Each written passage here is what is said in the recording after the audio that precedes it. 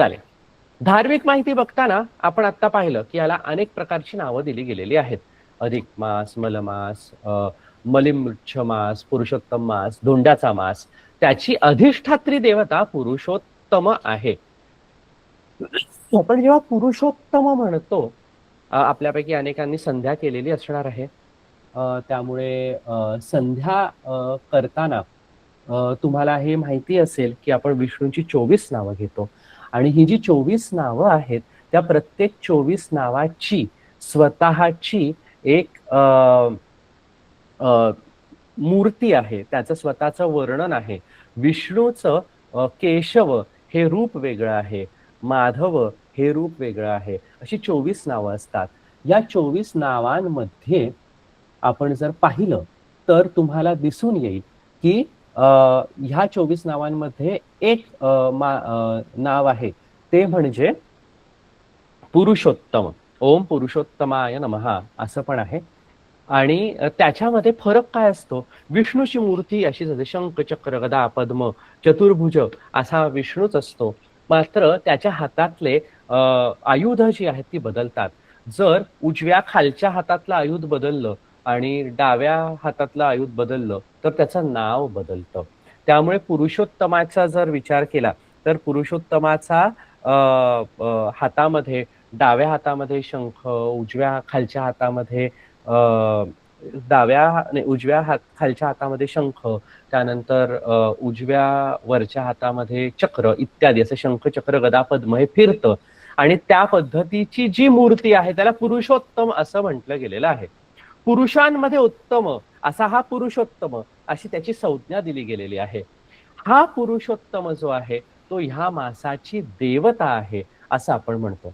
आपला आत्ताचा अधिक मास जो आहे तो 17 तारखेपासून सुरू होतोय आणि 17 मे पासून जो सुरू झालेला आहे तो साधारणपणे एक मिनिट, तो साधारणपणे 15 जून म्हणजे खरंच 14 जून 15 जून 15 जून रात्री 8:30 पर्यंत, सकाळी 8:30 इतक्या वाजेपर्यंत तुम्हाला अधिक मास असणार आहे. मग अधिक मास हा नक्की चालू कधी होतोय? अधिक मास जो आहे तो सुरुवात होतीये त्याची 16 मेला. पण 16 मेला कधी? 16 मे म्हणण्यापेक्षा 17 मेला पहाटे 1:30 वाजता अधिक मासाची सुरुवात होतीये. 17 तारखेला पहाटे 1:30 वाजता आणि संपती जी आहे म्हणजे अधिक मास जो संपतो आहे तो 15 जूनला सकाळी 8:30 वाजता संपतो. तर ह्या वेळेस याची अधिष्ठात्री देवता पुरुषोत्तम आहे आणि त्यामुळे या पुरुषोत्तमाची पूजा, या पुरुषोत्तमाची व्रत ही करणं अत्यंत लाभदायक सांगितलं गेलेलं आहे. आता या पुरुषोत्तमाचा काटेकोरपणे विचार करायचा असतो. म्हणजे त्याच्या ज्या हातामध्ये शंख आहे त्याच हातामध्ये शंख पाहिजे, ज्या हातामध्ये गदा आहे त्याच हातामध्ये गदा पाहिजे, ज्या हातामध्ये चक्र आहे त्याच हातामध्ये चक्र पाहिजे, ज्या हातामध्ये पद्म आहे त्याच हातामध्ये पद्म पाहिजे. त्याच्यामध्ये थोडा जरी फरक झाला तरी त्याला पुरुषोत्तम न म्हणता त्रिविक्रम म्हणावं लागेल किंवा मग त्याला अधोक्षज म्हणावं लागेल. अशा पद्धतीने त्याचे काटेकोर नियम असतात आणि हे नियम तुम्हाला वेगवेगळ्या ग्रंथांमध्ये दिसतात, निर्णय सिंधू सारख्या ग्रंथांमध्ये दिसतात. मात्र आपण आहोत ते साधे भोळे. आपल्याला डोळ्यासमोर शंखचक्र गदा पद्म घेतलेला जो आहे तो महाविष्णूच आहे असं आपण म्हणतो.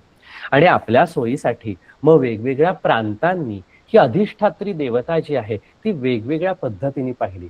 उत्तर भारताने भगवद्गीता सांगणारा तो पुरुषोत्तम असा जो श्रीकृष्ण आहे त्या श्रीकृष्णालाच पुरुषोत्तम म्हटलेलं आहे आणि त्या श्रीकृष्णाची भक्तिमय छवी जी आहे ती कुठली आहे तर राधाकृष्णाची आहे.